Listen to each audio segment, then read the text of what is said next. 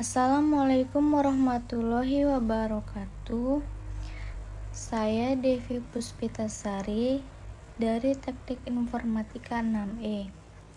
Di sini saya akan menjelaskan tentang masalah penelitian dalam penulisan karya ilmiah. Yang pertama, pengertian. Masalah penelitian merupakan suatu pernyataan yang mempersoalkan keberadaan suatu variabel atau hubungan antara variabel dalam suatu fenomena. Dalam konteks penelitian, variabel adalah suatu arti yang dapat membedakan antara satu hal dengan hal lainnya. Masalah penelitian dapat bersumber dari berbagai aspek, terutama dalam ilmu sosial yang dikenal dengan istilah 4P, yaitu people, problem, program, dan fenomena. Sumber masalah penelitian yang pertama yaitu people.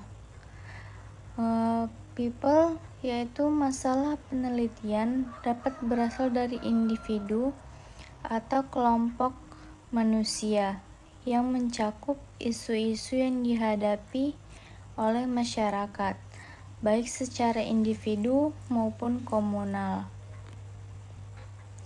Yang kedua, problem. Masalah juga dapat bersumber dari permasalahan yang dihadapi manusia dalam kehidupan sehari-hari. Ini mencakup tantangan atau kesulitan yang perlu dipecahkan melalui penelitian.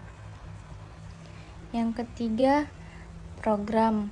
Sumber masalah penelitian dapat berasal dari program yang sedang atau telah dilaksanakan. Ini mencakup evaluasi terhadap efektivitas program tertentu.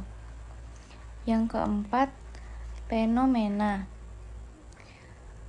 Masalah penelitian juga dapat berkaitan dengan variabel yang berhubungan dengan tempat, kejadian, waktu, atau siklus di mana suatu fenomena berlangsung. Perencanaan penelitian. Perencanaan penelitian melibatkan proses identifikasi masalah yang perlu diteliti, merumuskan tujuan penelitian, mengembangkan hipotesis, dan merancang prosedur atau langkah-langkah yang harus ditempuh, termasuk waktu penelitian, sumber data, serta cara pengumpulan dan pengolahan data. Rancangan penelitian. Rancangan penelitian ini sangat tergantung pada ketersediaan sumber daya yang dimiliki oleh peneliti. Identifikasi penelitian. Identifikasi masalah penelitian sangat penting karena akan berhubungan langsung dengan judul dan tujuan penelitian. Setiap tahap dalam penelitian harus dilakukan secara sistematik, di mana masalah yang diidentifikasi akan memengaruhi tahapan berikutnya, termasuk dalam merumuskan tujuan penelitian dan menyusun metodologi yang tepat. Dalam proses penelitian, peneliti diharapkan dapat merangkum semua permasalahan dalam satu pertanyaan inti yang akan dijawab dalam penelitian. Pertanyaan ini kemudian dijustifikasi menjadi pernyataan yang akan menjadi judul penelitian. Dengan demikian, masalah penelitian tidak hanya menjadi titik awal, tetapi juga menjadi panduan dalam keseluruhan proses penelitian dari perencanaan hingga pelaksanaan. Secara keseluruhan, masalah penelitian adalah elemen kunci yang harus dipahami dan diidentifikasi dengan baik agar penelitian dapat dilakukan secara efektif dan memberikan kontribusi yang berarti dalam bidang yang diteliti.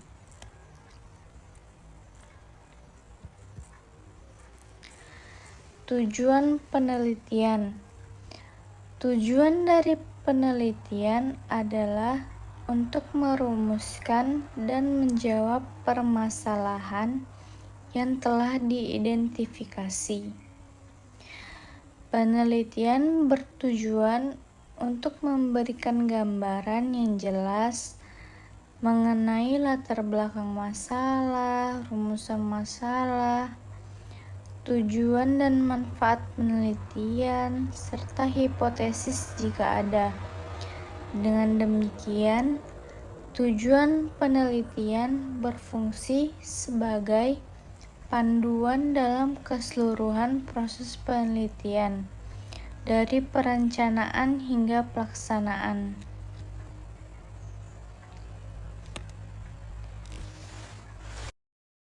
Manfaat penelitian. Yang pertama, memberikan gambaran yang jelas.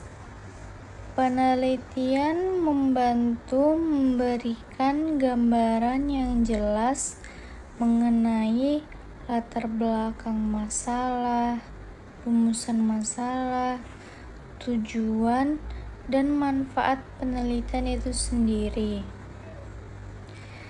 Yang kedua, meningkatkan kualitas pengambilan keputusan. Penelitian diharapkan dapat meningkatkan kualitas pengambilan keputusan, baik yang bersifat strategis maupun operasional. Yang ketiga, pemecahan masalah dan perbaikan. Penelitian tindakan diarahkan untuk mengadakan pemecahan masalah atau perbaikan, baik dalam proses maupun hasil kegiatan. Yang keempat, pengembangan produk. Dalam konteks penelitian dan pengembangan, penelitian dapat digunakan untuk mengembangkan dan menguji produk, serta mengevaluasi dan menyempurnakan produk yang ada. Yang kelima, bermanfaat bagi masyarakat. Penelitian diharapkan berguna demi kemaslahan masyarakat, meningkatkan taraf hidup, dan meringankan beban hidup masyarakat. Hipotesis. Ada 3 macam hipotesis. Yang pertama, hipotesis deskriptif.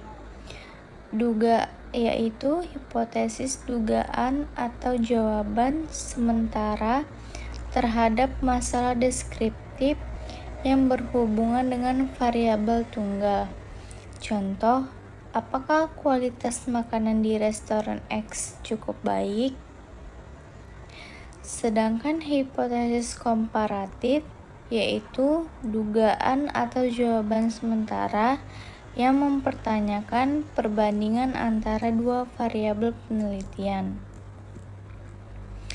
Yang ketiga, hipotesis asosiatif, yaitu dugaan atau jawaban sementara yang mempertanyakan hubungan antara dua variabel penelitian.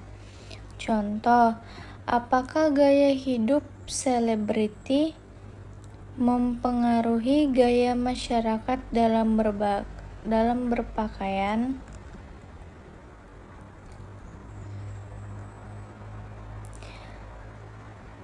Lalu, hipotesis yang baik harus konsisten dengan penelitian sebelumnya, merupakan penjelasan yang masuk akal, terukur, dan dapat diuji. Metode penelitian. Metode penelitian adalah proses berpikir untuk memecahkan masalah secara sistematis, empiris, dan terkontrol. Metode ini berangkat dari suatu permasalahan yang perlu dicari jawaban atau pemecahannya, dan tidak berangkat dari asumsi atau simpulan. Proses berpikir ilmiah dalam metode penelitian harus didasarkan pada masalah nyata yang dihadapi. Metode penelitian kuantitatif. Yang pertama, didasari oleh filsafat positivisme yang menekankan fenomena objektif dan dikaji secara kuantitatif. Yang kedua, menggunakan angka-angka, pengolahan statistik, struktur, dan percobaan terkontrol. Yang ketiga, terdapat beberapa metode dalam penelitian kuantitatif seperti deskriptif, survei, ex post facto, komparatif, korelasional, dan penelitian tindakan. Yang kedua, metode penelitian kualitatif, yaitu ciri-cirinya ditujukan untuk mendeskripsi dan menganalisis fenomena, peristiwa, aktivitas sosial, sikap, kepercayaan, persepsi, dan pemikiran orang secara individual maupun kelompok. Yang kedua, memiliki dua tujuan utama, yaitu menggambarkan dan mengungkap, serta menggambarkan dan menjelaskan. Yang ketiga, metode kualitatif dibedakan menjadi kualitatif interaktif dan non-interaktif, dengan teknik pengumpulan data langsung dari orang dalam lingkungan alaminya. Syarat masalah penelitian. Yang pertama, relevan. Masalah harus sesuai dengan bidang ilmu atau keahlian peneliti, serta kontekstual dengan perkembangan zaman atau kebutuhan saat ini. Yang kedua, spesifik dan jelas. Masalah harus dirumuskan secara terfokus dan tidak terlalu umum, agar mudah dianalisis dan diteliti secara mendalam. Yang ketiga, bermanfaat. Manfaat bagi masyarakat dalam skala besar maupun kecil, misalnya di lingkungan kelurahan, kampus, dan sebagainya. Yang ketiga, Yang keempat, dapat diteliti. Masalah harus bisa dijawab atau diselidiki melalui metode ilmiah, baik kualitatif maupun kuantitatif. Yang kelima, tersedianya data. Harus ada kemungkinan memperoleh data yang cukup dan dapat diakses untuk mendukung proses penelitian. Yang keenam, menarik, memotivasi kita untuk melakukan penelitian dengan serius. Bentuk masalah penelitian. Bentuk masalah penelitian bisa dinyatakan dalam bentuk kalimat pernyataan, kalimat pertanyaan, atau kalimat tujuan. Yang pertama, pernyataan masalah atau research problems. Contoh, neural network memiliki masalah pada sulitnya penentuan hidden layer, neuron size, dan activation function yang optimal. Yang kedua, pertanyaan penelitian. Research questions are key. Contoh, apakah ada hubungan antara pemilihan metode pengembangan dan jumlah pengembang dengan produktivitas pengembang? Yang kedua, bagaimana akurasi metode naive Bayes berbasis backward elimination untuk penentuan peminatan bagi mahasiswa di universitas? Yang ketiga, tujuan penelitian, research objectives, RO.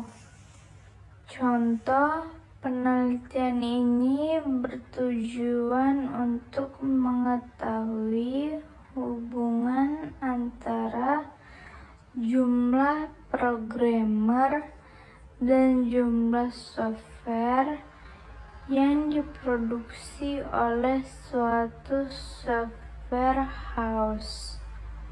Yang kedua, penelitian ini bertujuan untuk metode naive Bayes berbasis backward elimination untuk penentuan peminatan bagi mahasiswa dengan akurat.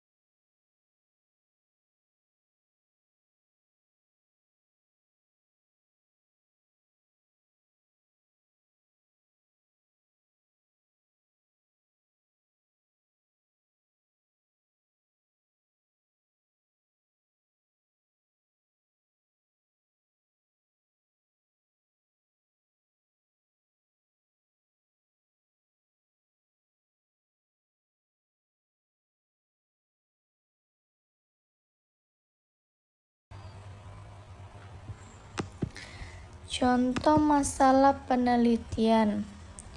Contoh masalah penelitian yang bersumber dari kehidupan sehari-hari dapat diambil dari isu-isu yang dihadapi oleh masyarakat. Misalnya, seorang peneliti dapat mengidentifikasi masalah mengenai pengaruh gaya hidup selebriti terhadap gaya berpakaian masyarakat. Dalam hal ini, rumusan masalahnya bisa berupa: apakah gaya hidup selebriti mempengaruhi gaya masyarakat dalam berpakaian? Variabel yang digunakan dalam penelitian ini adalah gaya hidup selebriti dan gaya berpakaian masyarakat, yang menunjukkan hubungan antara dua variabel tersebut. Nah, tadi di hipotesis juga ada, berarti permasalahan ini menggunakan hipotesis asosiatif.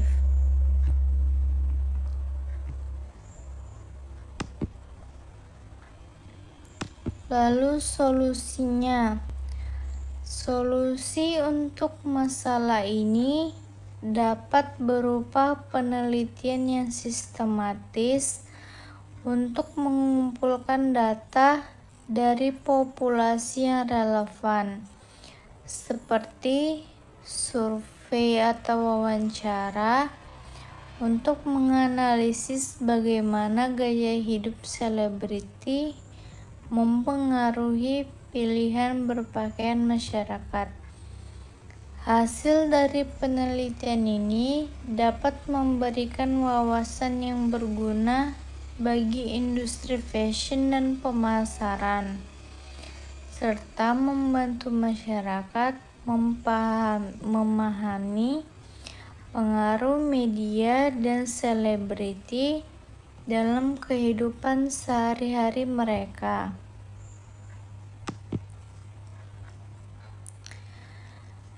Lalu di sini ada dampak dari masalah yang tidak segera diteliti. Yang pertama itu keterbatasan ilmu pengetahuan. Poin-poinnya, yang pertama, tidak adanya kontribusi baru dalam bidang akademik. Yang kedua, teori atau konsep yang usang tetap digunakan tanpa ada pembaruan. Yang kedua, ketidakakuratan dalam pengambilan keputusan, yaitu kebijakan atau strategi yang dibuat tidak berbasis data ilmiah. Lalu, kesalahan dalam implementasi solusi karena kurangnya pemahaman yang mendalam. Yang ketiga, kurangnya inovasi dan pengembangan. Contohnya, hambatan dalam kemajuan ilmu pengetahuan dan teknologi. Produk atau metode baru tidak bisa dikembangkan untuk menyelesaikan masalah yang ada.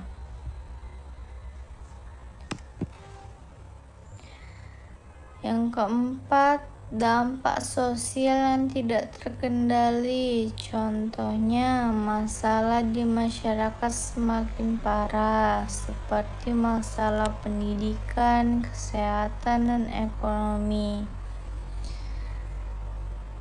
Lalu, kurangnya pemahaman terhadap fenomena sosial tertentu. Yang kelima, validitas dan kredibilitas ilmiah yang melemah. Contoh, jika suatu masalah tidak diteliti, penelitian sebelumnya bisa kehilangan relevansi.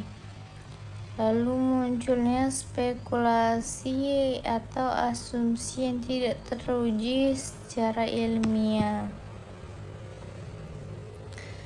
Yang keenam, kehilangan peluang penelitian lanjutan. Contoh, peneliti lain kesulitan melanjutkan penelitian jika dasar ilmiahnya kurang kuat. Lalu, hilangnya peluang kolaborasi akademik atau pengembangan penelitian lebih lanjut.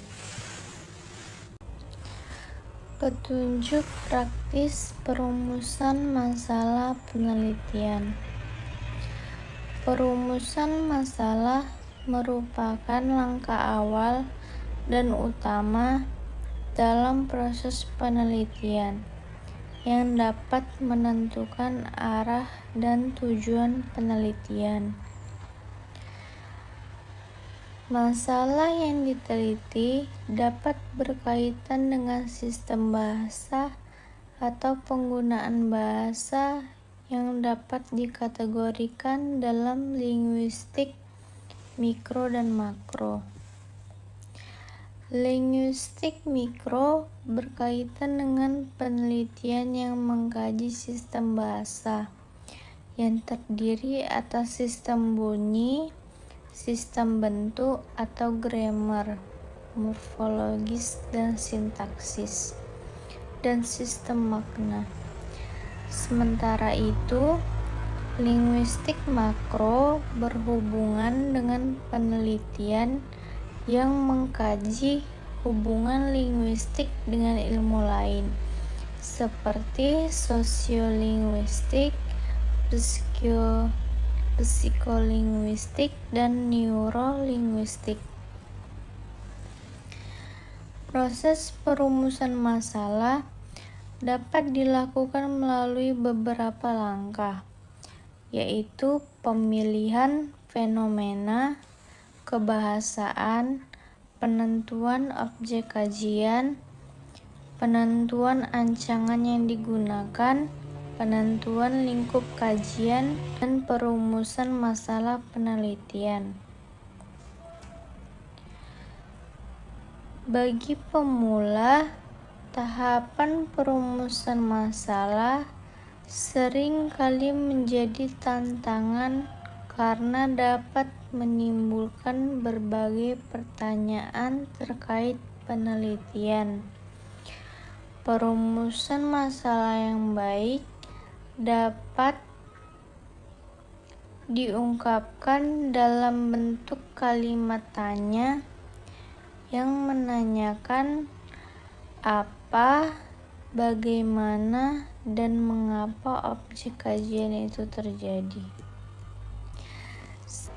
Sekian penjelasan dari saya mengenai masalah penelitian dalam penulisan karya ilmiah.